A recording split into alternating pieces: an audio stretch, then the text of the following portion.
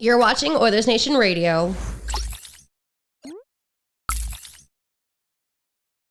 Who's doing the intro? I'll do it. That intro wasn't accurate. Tyler and Baggedmilk are not here.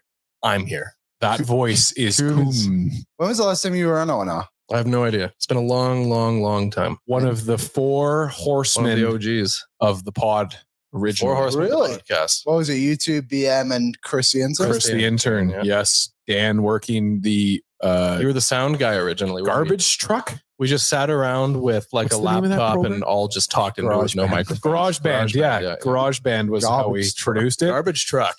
I had never produced a podcast before, and that's how you got your job, Liam. You want to get back into the swing of things? Nope. Never do. That was a terrible Those were time dark for me. times. Those were tough. Even Yeah. I can learn this stuff. Well, and see, I had all four microphones running through the same channel, so I could do no levels whatsoever. It's good. They brought in like three different people to help me. None of it helped. They had to hire one of the guys that they brought in to help me.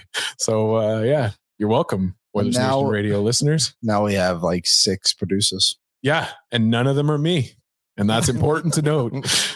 Welcome into Oilers Nation Radio.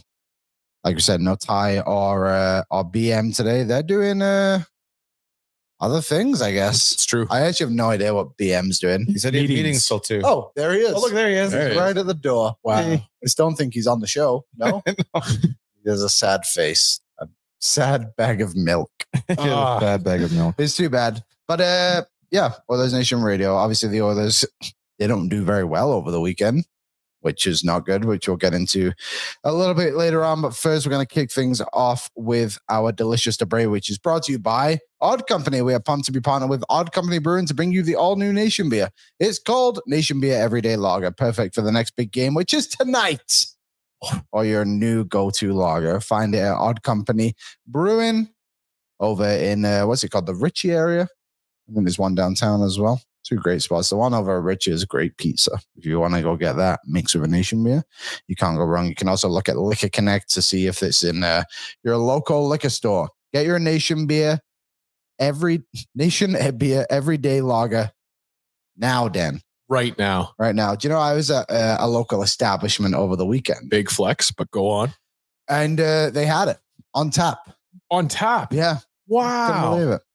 Couldn't believe it. But your delicious debate today. Are you doing it, Kooom? Sure. To do I'll do it. What's your delicious debate? Don't do the one that you said before the show. Which one was that? I can't recall. It might slip my memory. So, already. Well, all right. The delicious debate that I just immediately came up with as we were doing this is, remember back after that lockout in 2012-13 when the NHL gave teams those buyouts where there was nothing against the salary cap. You just got to basically vanish a contract. One freebie. Yeah, one freebie. Let's say that they do this again inexplicably in the middle of this season, right before the trade deadline. You can vanish one contract from the Oilers. Who would from you take? the Oilers. You can take one. And then, of course, hypothetically, you have to use that cap space to replace that player ahead of the deadline. Okay. Who would you vanish from the roster? Who That is such would you It's banish? not as easy as you'd. Not as easy as my other question. Okay, so let Yes. me. The other one was way easier. Yeah. Do you know what? Maybe let's switch to that one. Actually, no. Okay. Can you guys see this on the screen in front of you? Oh, great call by you, Liam, to Yeah, get that up on am the I- screen am so I we all don't zoomed have in? to panic and try and think of Yeah. our salary numbers. Okay. So Or you can use obviously your there's some. compliance buyout. Huh? Compliance buyout. That's what they were called. Okay. Maybe I'll go first. You going first selfishly because Well, do you think you have one? yeah, I have mine. Okay, go ahead. Mine very easily. And it's not so much an indictment on the fact that I think that there's still a player there, but it's going to be Victor Arvidsson just from a pure value standpoint. I think that this team could go out and find a far more serviceable winger than what Victor Arvidsson has turned out to be for this team so far. But it would even just give them the versatility that Matt Savoy has unlocked for them to be able to go out and acquire a larger prize on defense, which is, I think, where they really need help. I think that's a really good one. Victor Arvidsson, of course, 1 more year left after this one at $4 million, 31 years old. Definitely has not had the impact or the sense thought he was going to have. What's he have? 7 goals this season, 42 games, 19 points. Is +8 on the season. That's why he's still in the lineup on the top line. It's got to be the reason. Rick, who's your buyout? It's a tough one. I don't think there's a lot of bad contracts on this team. There's really not too many. Like obviously, Arvidsson, I think, is the easiest one to the pick. worst contract, and I don't think it's terrible. You don't want to free up $9.25 million? I mean, everyone. That's what I'm waiting for someone to say it. No, that's not where I'm going to go. Like I'm going this year. I'm looking at after Arvidsson. I'm looking at Adam Henrique. Yeah, I know it's only $3 million though. I mean, one more year as well, though. Nurse, for the record, has been playing very well this year. I have almost no issues with that. What he's done this year.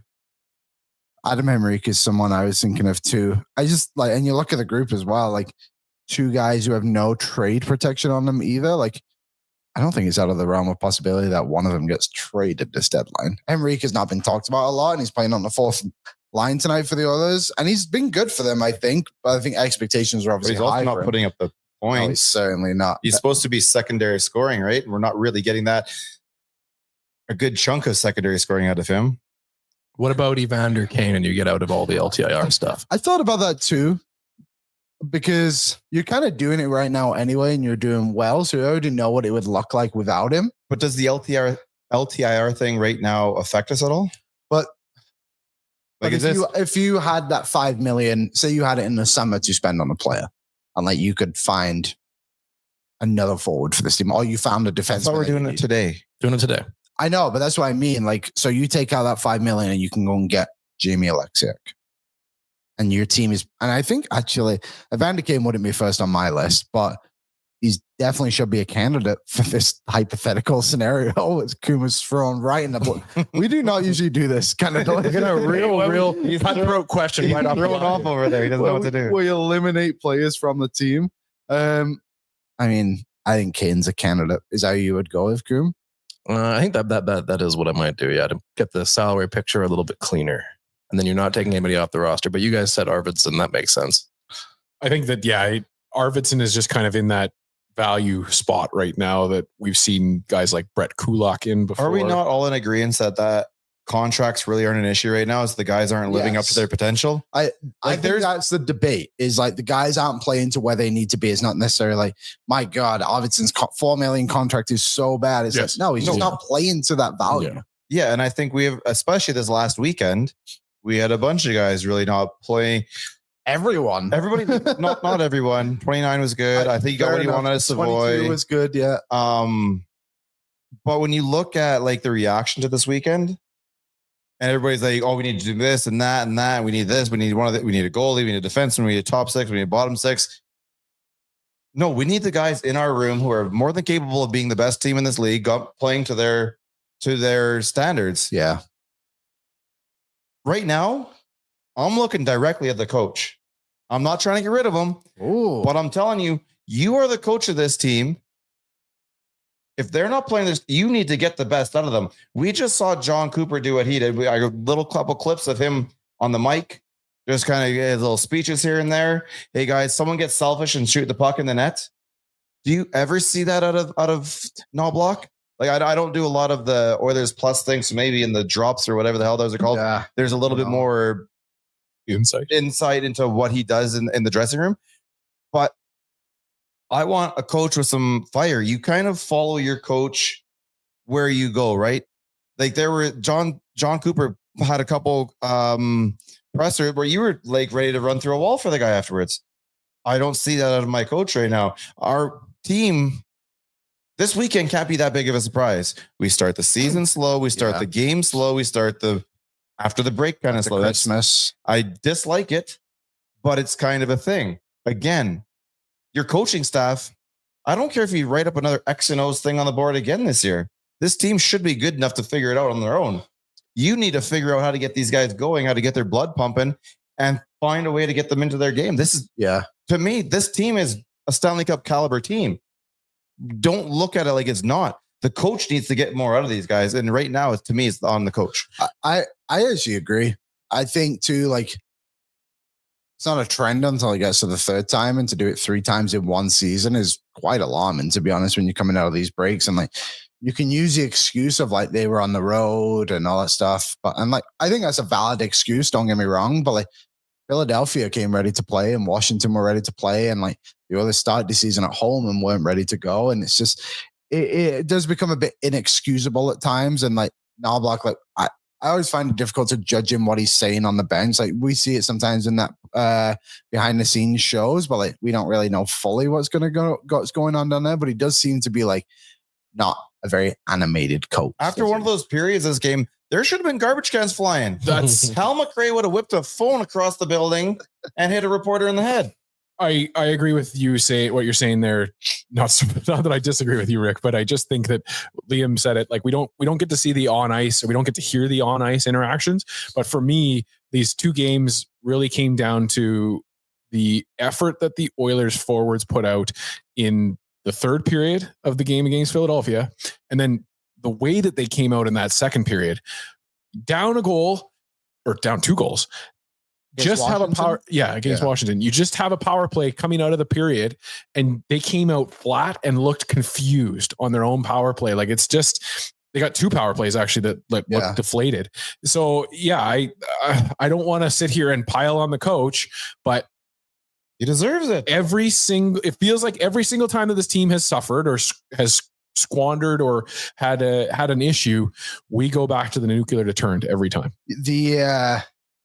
That's the answer. If your team looks so is it disorganized or unorganized? Disorganized. Thank you. I'll edit that. Discombobulated. If your team looks just so discombobulated, then that does come down to a coaching staff. I think that like your team wasn't prepared for that moment. They weren't prepared, and like you do it against Philly, and it's like, hey, don't do it against Washington because that's a huge game. You're the top 2 teams in the league, or 2 of the top 2 teams in the league, whatever you want to say, and then you come out and like.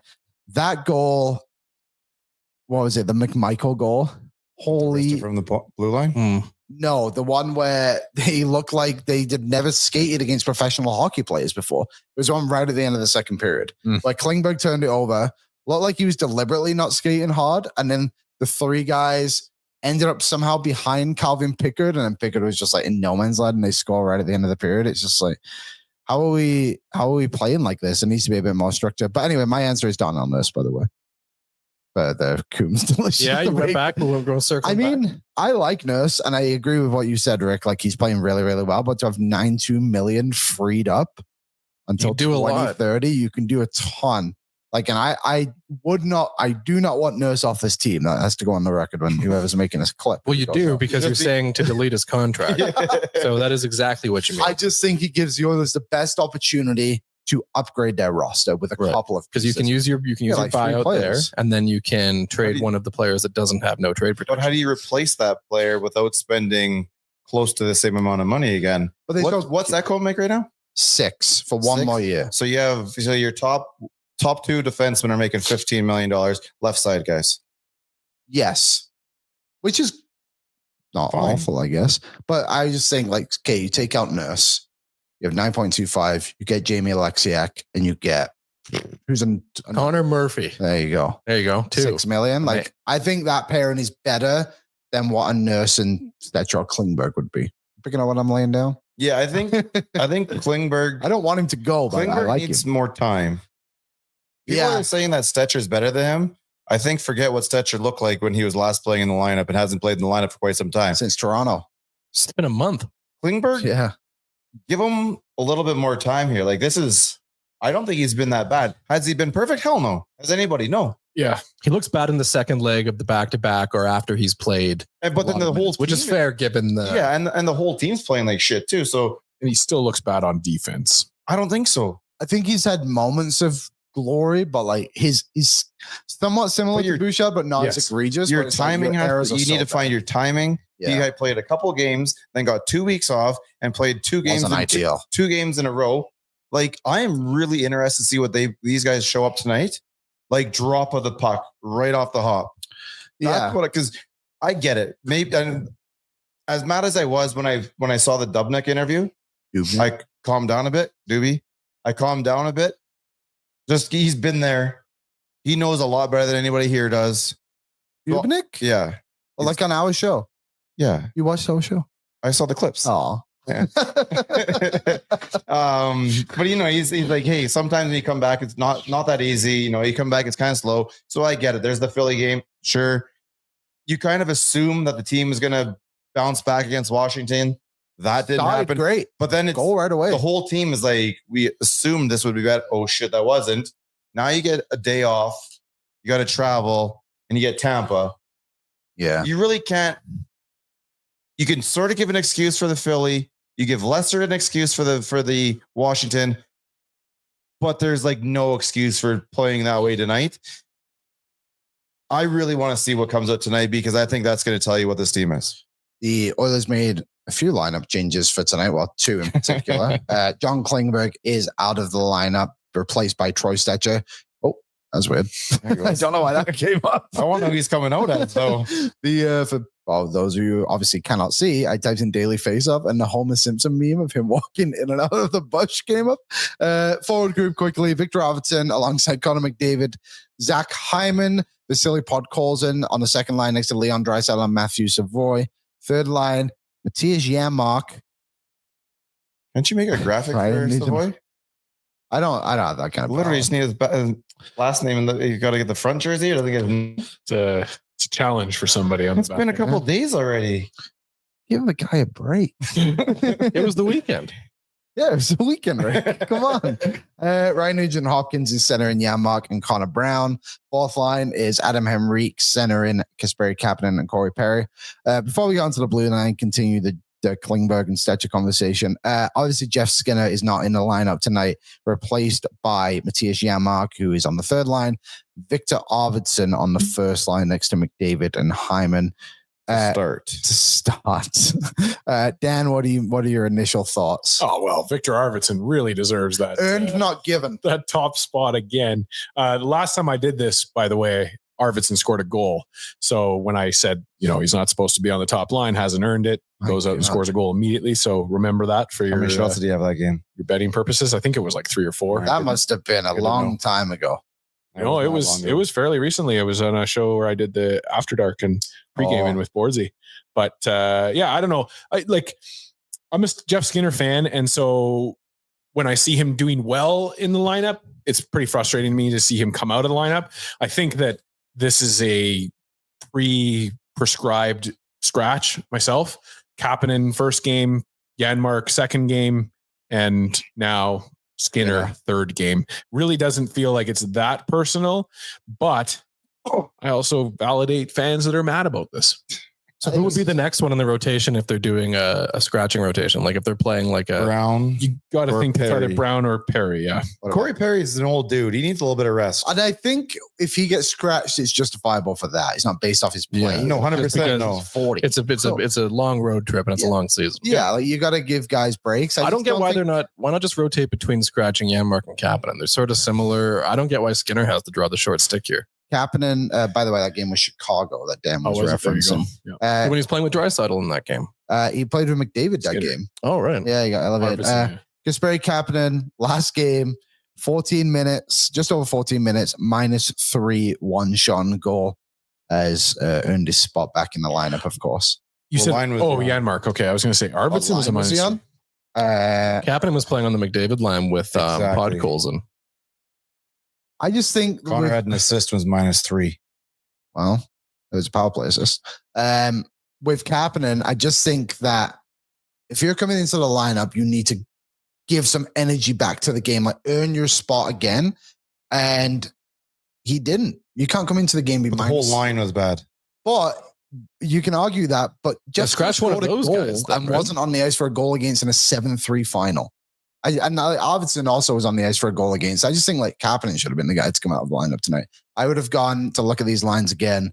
You can keep Arvidsson on the top line if you want. That's fine. I would have bumped Janmark down to the fourth line alongside Henrique and Perry, and I would have had Skinner on the third line next to Nugent Brown to just add a bit more offense. But Cooom, you brought up a point on Oilers Nation every day of why you think this lineup could be this way.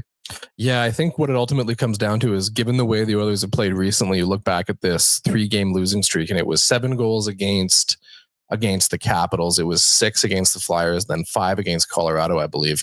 So the Oilers have been bleeding goals against, and the 2 players that come out of this game are John Klingberg and Jeff Skinner, of course. So those are players where I think they're higher risk players. They're offense guys. Knoblauch is going with his tightest checking defensive lineup possible that he can ice against Tampa, who's probably the most lethal offensive team they face in this trip. Yeah, most definitely. Which is saying something because they face Carolina at the end. Carolina, they face Florida, they just face Washington. They all have lethal offenses, but Tampa might be the best of that bunch. What do you think, Rick? I kind of like what Cooom just said there. I did too. He's not doing it for no reason. I don't think he's pulling out Skinner because he doesn't like him or anything like that. There's got to be something there that they don't like. When they see that first goal against Philly where Bouchard coughed the puck up a foot inside the blue line. He was caught in no man's land. He missed the puck and he missed the player, and they both went past him, and then they ended up scoring the goal. Everybody lit our goaltenders, or Stu, I guess, up that game, which would like to see him be better, but we're giving up terrible turnovers. And I feel like when you go and you're looking at the goaltender, you're putting you're trying to fix a little solution for a bigger problem that you need to look at the larger problem right now. This team is a good team. This team is not what we've seen in the last 2 games or 5 or 7 games. It feels like they've been kind of drooping a little bit. I did expect them to come out a little bit better after the break. Kind of, okay, guys, 6 weeks to go. This is, the final run here. It's time for us to pick up our socks. I get why we're kind of bored playing hockey in January. We're almost too good to be playing there. Let's get to the playoffs already. So I didn't like what we saw out of anybody pretty much this weekend. This roster, it is what it is. The guys on the ice have to play to their potential, and then we won't have this issue anymore. This is strictly on those guys, and I think the coach has to find a way to bring it out of them. So since the Pittsburgh game, which was January 9th, you guys can see on the screen here, this is Jeff Skinner's game logs at 5-on-5. He was on the ice for a goal against that game. Since then, he's only been on the ice for 2 goals against at 5-on-5, and they were both against Philly, the one that you mentioned there. And he has been on the ice for 2 plus 3 plus 2, 5. 6 goals for, 2 against over how it was like 1, 2, 3, 4, 5, 6, 7, 8, 9, 10. He also 11 might be a thing where you're not going to see on the spreadsheet what the coach sees. The coach is going to see playing on the ice, and you can make little mistakes on the ice and miss this and miss that and still end up positive on the stat sheet. So these need to go hand in hand together. And I think what you see on the ice has to weigh a little bit more than what you're seeing here on paper. It has to come down to this right here says to play him. Yeah. The coaching staff is sitting down together going, we're pulling him out. There's got to be a reason. There has to be. And I'd like to have a bit wider of a view when you're watching the game. You get a little too focused. You miss the plays away from the play. But they're seeing something out there that they don't like them. And I honestly have no idea what it could be. I really don't. It has to be the little plays that, when we were sitting there going, that back check is going to keep you in the game. Yeah. That play right there is going to keep you in your game. That's must be kind of going away again. It just seems interesting that I agree, the analytics on everything, but whatever, how many games I counted there, 10 plus games. 11. You've been on, was it 11? Don't make him at it. He's been on the ice for 2 goals against, and he's been outshot in that period on the 5-on-5 again twice, and it was these back-to-back games. One was 9-1 against Philly, where again, that was clearly a brutal game. I'm surprised he didn't get scratched the next game, to be honest. And then 7-5 against Washington. He's not playing a lot either. You look at these minutes at 5-5, 8 minutes, 11, 6, 9, 11, 11, 10, 13, 10, 12, 12. In the small sample size, it's having a huge impact on the game. That is where it is annoying, I think. And I was looking back at our shows 2 weeks ago on February the 7th. We had a clip that came out talking about, is Jeff Skinner going to stay in the top 6 from here on in? And I think I said no. We all said no. We all to Under's going to come out at some point. Everybody said that. Yeah, that down to 3. We all know Knoblauch is a person that shuffles things up and down the lineup. And again, I think that's where you start to kind of be able to point at Knoblauch maybe more than the players, just because how can any of these guys find any consistency in their game when they're shuffling lines, they're changing things on the fly mid-game if they're down?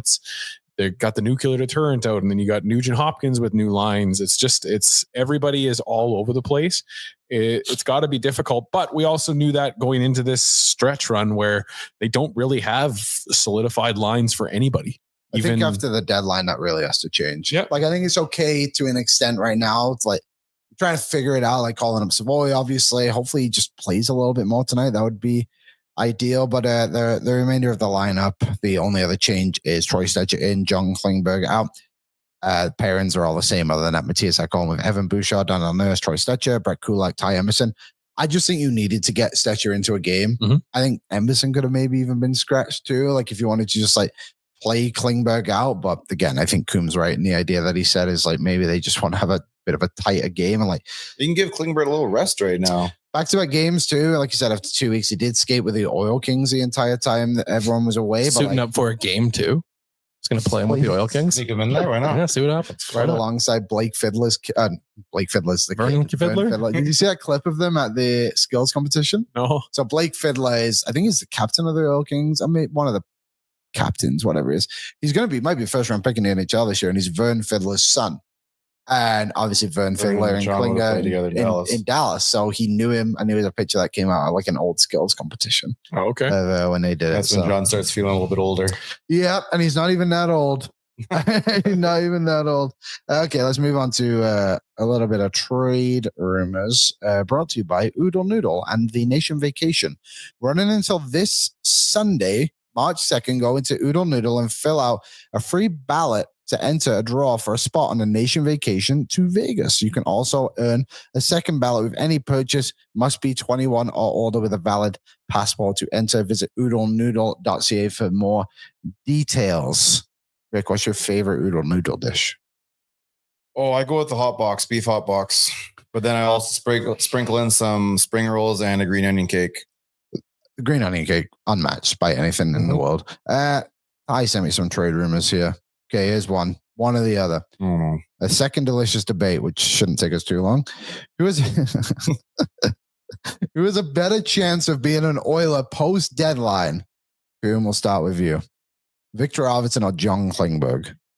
I think Klingberg, given that he was actually signed by the current GM. I think that's one of the weird things we sort of don't really think about with these Oilers is that a lot of these contracts were signed by Jeff Jackson well before Stan Bowman arrived. So I don't think Stan Bowman's looking at Jeff Skinner, Victor Arvidsson, players like that from the offseason and thinking, well, these are my guys that I signed. I don't think there's a tremendous amount of, I don't think he really cares too much, to be honest. I think Arvidsson feels like the player who's most likely to go before the deadline right now. Obviously that can change really quickly, but that's where we're at right now. Especially with his money as well, like we already discussed. Dan, who are you going with if you had to pick one or the other to let go to make a deal work?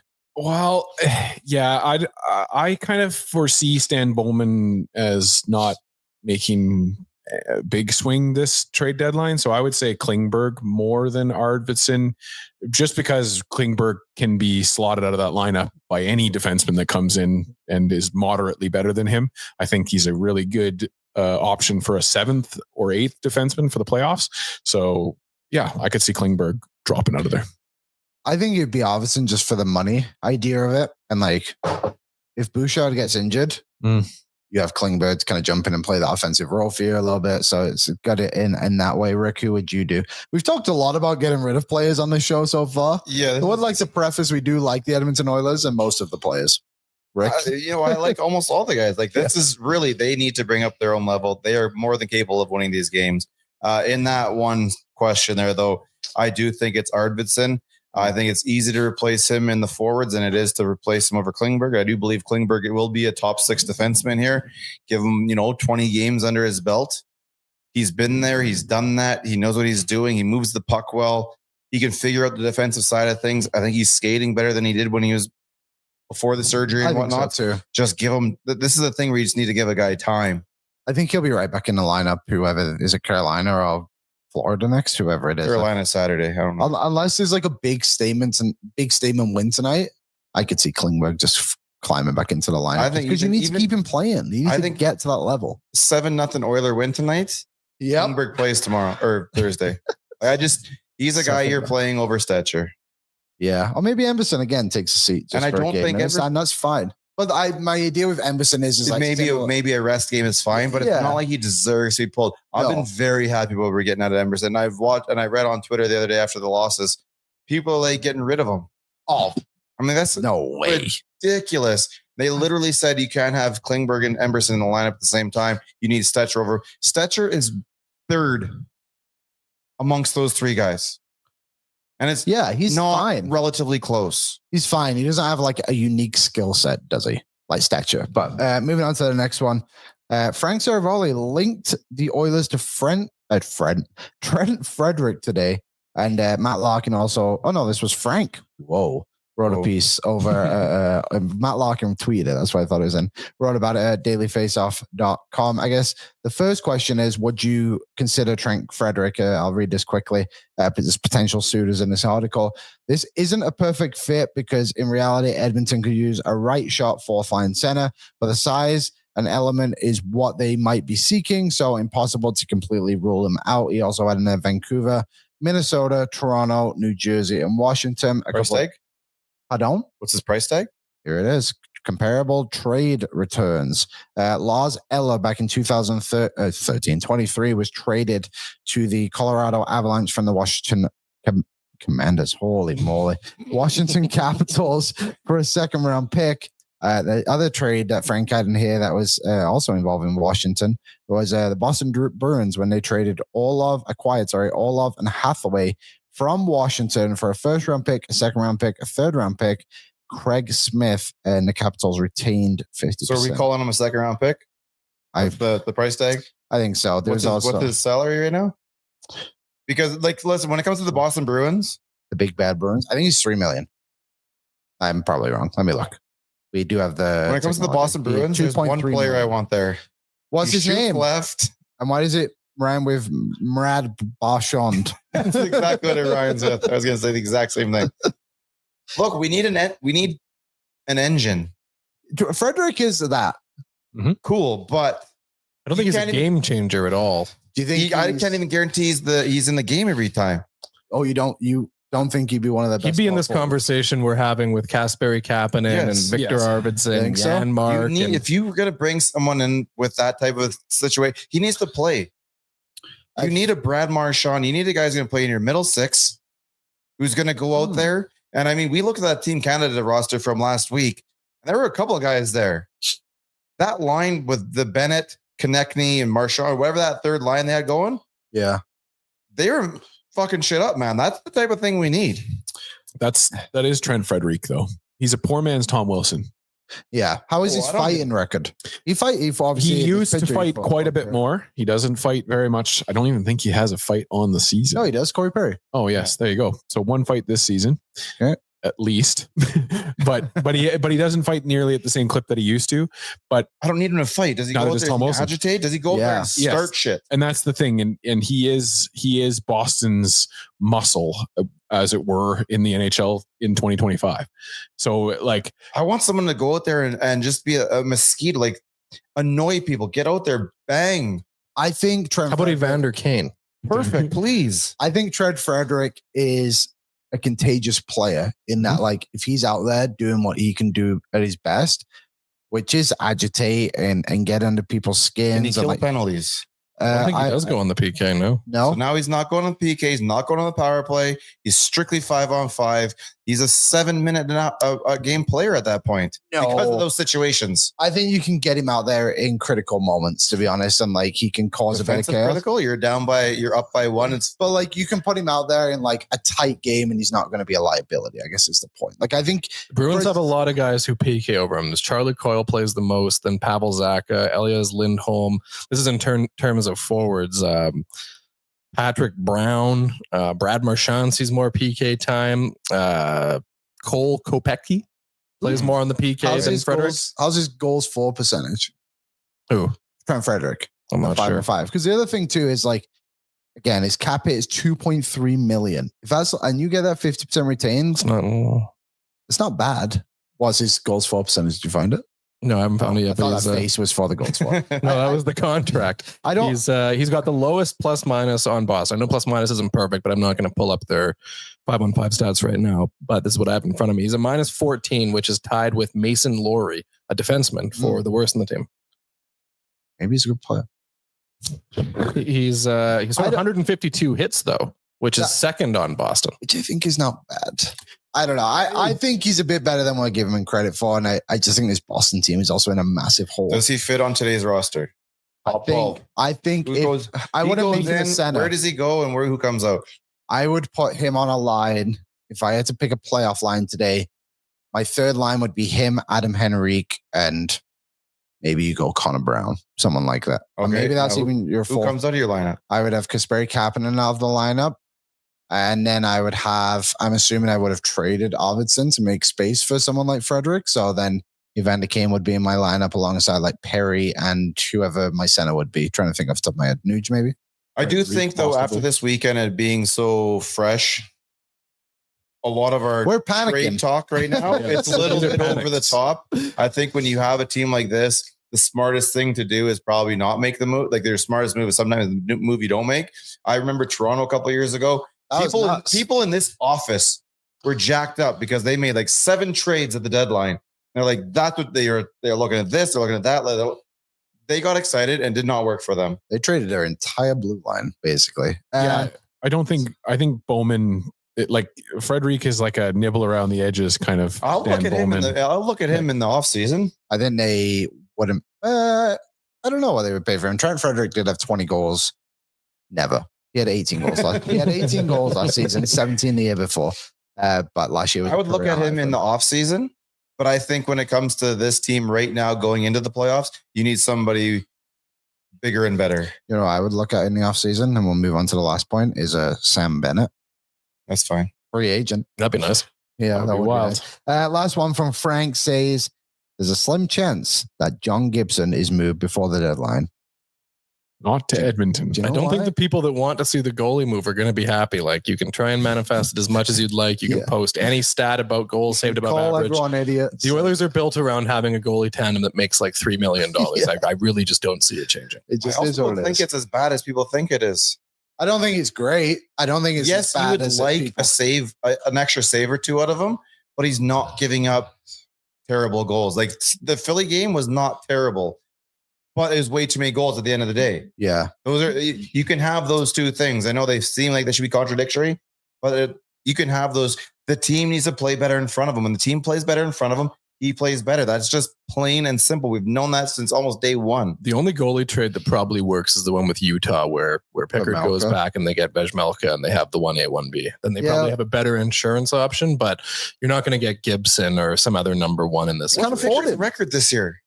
I think he's only lost like twice on the road or something. Exactly. Where are we coming up with Pickard needs to go? He's 14-6-0 with a 896 save percentage. I believe Pickard was one of the better backup goalies going into at least the break. Yeah, his stats like don't jump off the page here, but I think when you actually like his wins, we got to look at where his wins have come against. He had the nice winning streak here. He beat Chicago, Vancouver, Seattle. Minnesota's a tough win. Chicago's a bad team. Seattle again lost to Anaheim, beat San Jose, Minnesota, Columbus, Utah. So it's kind of the problem. But he's always getting the. He's always getting and then Skinner's getting lit up by the good teams. Yeah. Okay. Let's move on to the bet. Stop those giveaways, and your goal becomes much, much better. Yeah, that'll. So they got about a half dozen problems to solve it. This feels like it's 2017-18 4 or of the something. 5 goals against Philadelphia, I believe, were roll off turnovers, and then the opportunity. And he still made some really big saves in that game. And when they were not up a turnover, he kept it to the net. I don't think it was as bad as it was. So relayed. the needs ahead of the trade deadline, like it should only be a couple, like it's right? 8 years ago, are a winger for the top 6 to play with McDavid. A good defenseman who's right-handed, who can move the puck and play defensively in his own zone, and a goaltender. So nothing's changed. And the Possibly right a shot bottom. sentiment. I was just going to say Yeah. a bottom 4. And some energy bottom 6 guys. And I That's feel like 4 we're things. just frustrated right now, and everyone's going back to what they know, and that's what they've been Exactly. calling for the last Roster decade. baiting. That's what we need to do. I was watching the league yesterday, and they're doing that literally.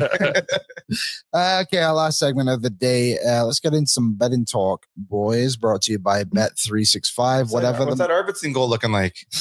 Give me one. Let me get through the damn ad read. It was up here already. Was it? Okay, 1 second. Never ordinary at Bet365, by the way. Whatever the moment, you can download the app today and use the promo code NATION. Sorry about that one, Bet365. Hopefully the other ones make up for it that we've gone through before. I can't figure out how to change my numbers on my laptop to American versus so decimals. I got it on my phone here, so you guys are going to see it a little bit differently in front of you. But the Tampa Bay Lightning are now the favorites at home. When we were doing O&E less than an hour ago, they were a pick 'em.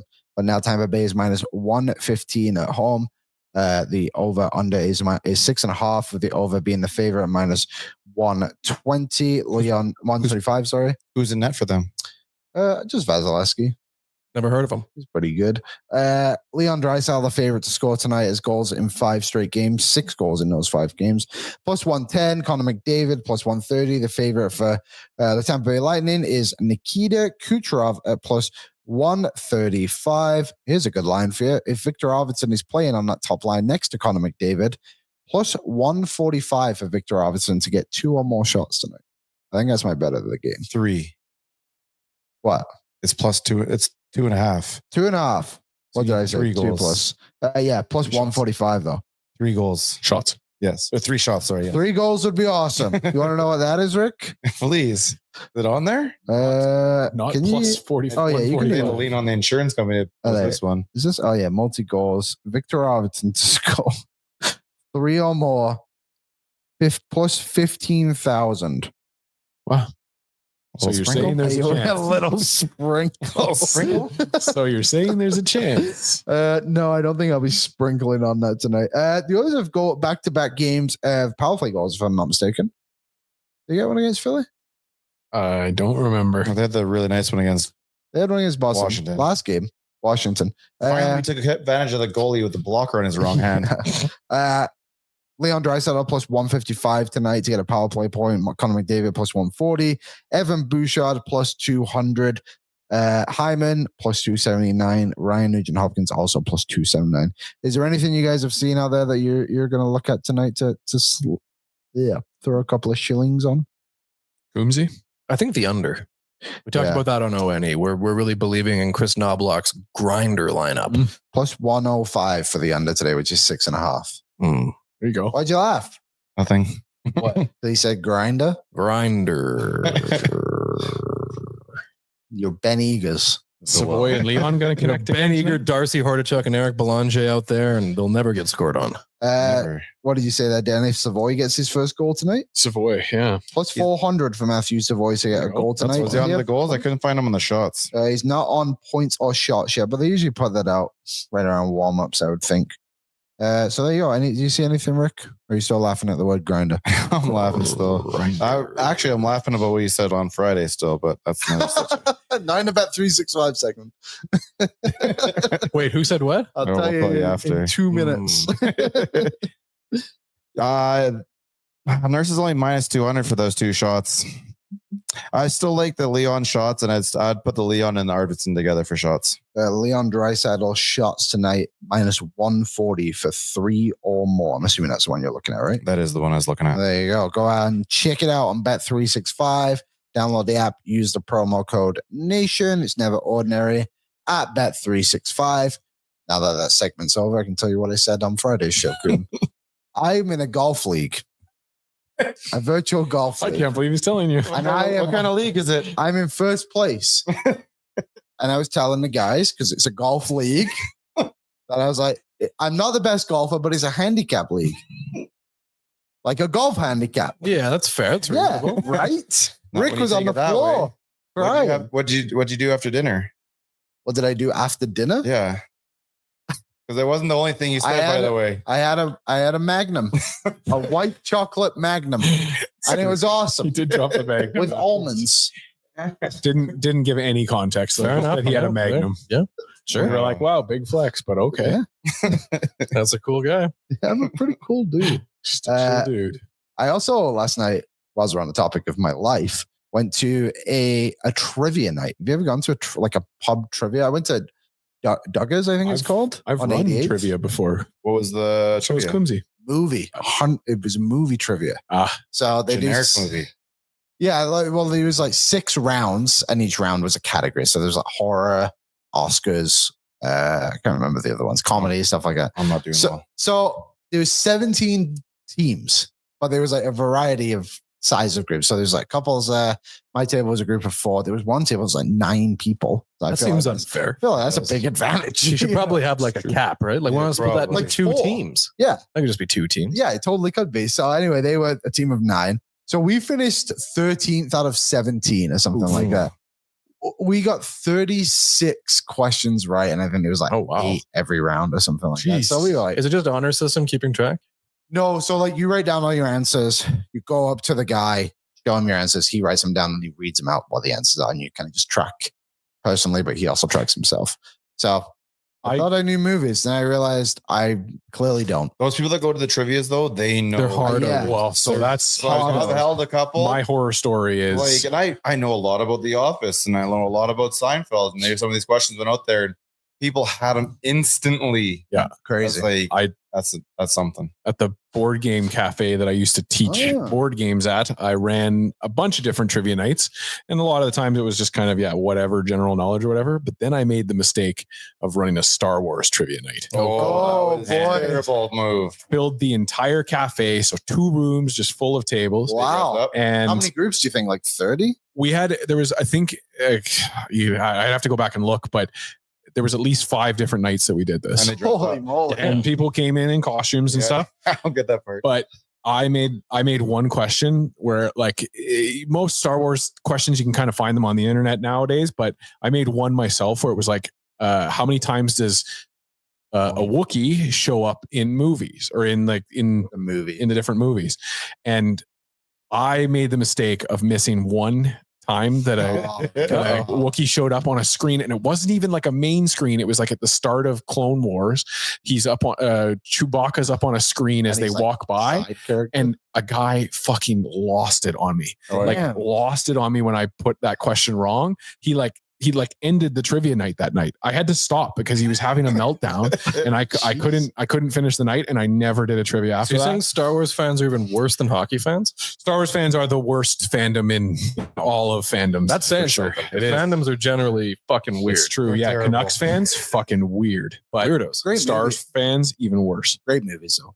The great movies. Great movies. Woz came in today really excited because they're re-releasing the Sith Wars in theaters. And I was like, Woz, like, you can just watch them it. still at any time. Like, you don't have to go to the movie theater. Seeing them They're doing that re-released today. in the theater is fun. Like, I went to Interstellar when it was re-released in December, and it was a blast. Okay, so was there anything added to Interstellar though? I think they remastered it. See, Yeah. I don't think they're doing that with this one. Yeah. I think it's just going to be Well, then that's not the same. because when you're right, and like when Star Wars, before the Clone Wars and all of the more recent the second trilogy came out, they did do a re-release of all the old movies, but they added in a bunch of random nonsense that didn't need to be added in. It was like Jar Jar Binks. It was like at Tatooine, all of a sudden they had like digitally rendered animals in there that they never had before when Lucas first filmed it. They're just literally repackaging the movie so that Woz will pay another $15 to come see it at the theater. I get what you're saying, Koopsy. It's the experience of the movie, but there's a part of me that's just like, for It's our a bit money. cheap. Like, you could at least give something with it, some kind of upgrade. Deleted Do scenes or something. something that behind the scenes. yeah. You got to give some kind of upgrade. Anyways, Shout out that's- trivia nights. there you go. Shout out trivia night. Sorry, I derailed it there. I'm glad you told us that. There you go. story. Yeah. Hey. I'm just gonna go to a sports one and kick everyone's ass. Well, Last thing we'll talk about and then we'll get a score prediction. We have another Greta night coming up. Obviously, Brunch for Ben was this past weekend and a massive success. Thank you, everyone that came out for that event, and also our Four Nations event last week. Both of them last week too. It was a big week down at Greta, and we have another one coming up on March 14th. Join us for Flight Night down at Greta as we watch Edmonton take on New York and get your shot at an unforgettable nation vacation. One lucky winner and their guest will travel with the Oilers Nation crew and fellow nation citizens, vacationers. I didn't know I was going to say that. That really threw me off. To fabulous Las Vegas from March 30th to April 2nd, where Edmonton will take on the Vegas Golden Knights. So there you go. You must have a valid passport that is not expired within 6 months of travel and must be 21 or older to enter. You can win by purchasing a ticket, and you're automatically entered into a draw to compete in our Oodle Noodle travel trivia round. There you go. There's going to be a game show. Just come on the 14th. You can book your ticket. I didn't know there was going to be trivia. That's epic. Live trivia. Yeah. Decide who wins. Star Wars trivia. $10 general admission. Refuses to do it. Nope. $10 general admission, $40 VIP. All proceeds go to the Ben Seltz Foundation. Don't miss out on this exclusive event to secure your spot on Nation Vacation. Already feeling the FOMO? Book your trip today at Nation Vacation. Nation.ca. NationGear.ca. Jeez Louise, get me out of here. That's the budget one. Okay, score predictions for tonight because we had a meeting. Rick, go ahead. Let's go with a 5-3 Oiler win. Cooom? I said Oilers 3-1 on every day, so I should maintain that. Mm-hmm. Dan? I'm going to say 2-1 Tampa win. Wow. That's rough, buddy. 3-2 Oilers win it in overtime. Thank you, everyone, for watching. We'll be back on Friday. Fare thee well. What's up, Nation citizens? If you like that video, then you need to be subscribed to the Oilers Nation YouTube. Podcasts, live shows, exclusive interviews, and analysis. Everything you need from your favorite voices at Oilers Nation. And you don't want to miss any of it, so hammer that subscribe button.